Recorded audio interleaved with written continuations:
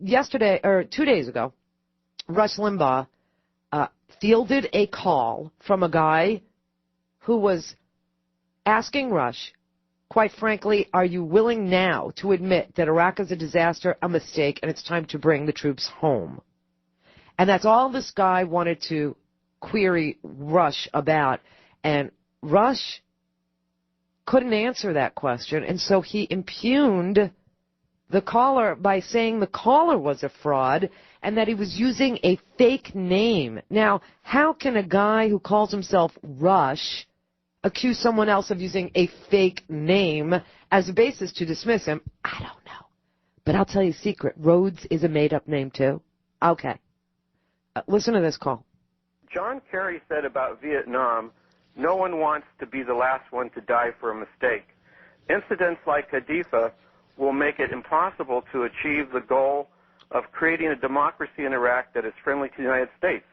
Rush, are you now willing to admit Iraq is a disaster, a mistake, and it's time to bring our troops home? Unless you and your arrogance are willing to send more of our young men and women to their death. Jack, tell us all your real name, will you? And tell us where you really live. Tell us who you really are, Jack. Give us your real name. And also, you might want to tell us when you're going to be in Las Vegas. That's coming up soon, isn't it? What's that? I don't even know what you're talking about.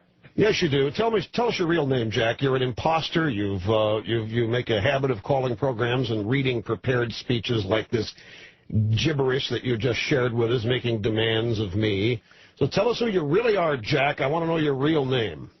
Well, you know, you're just displaying to your audience that you can't answer my question.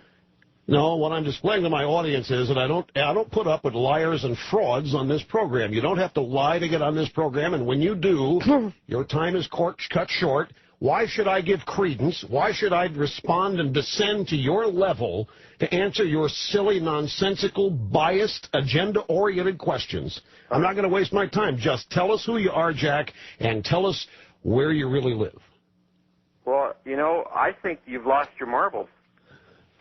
No, Jack, I'm full possession of all three. I have no idea what you're talking about. Marbles. You need to address what I just said. No, I don't have to address a damn thing that you just said, Jack, because you're willing to send more men and women to their death. You are a fraud, and I don't have to address anything. You know, he gets cranky without the hillbilly heroin. You know, he's detoxing is all I could say. But what kills me is that this is what our troops are listening to.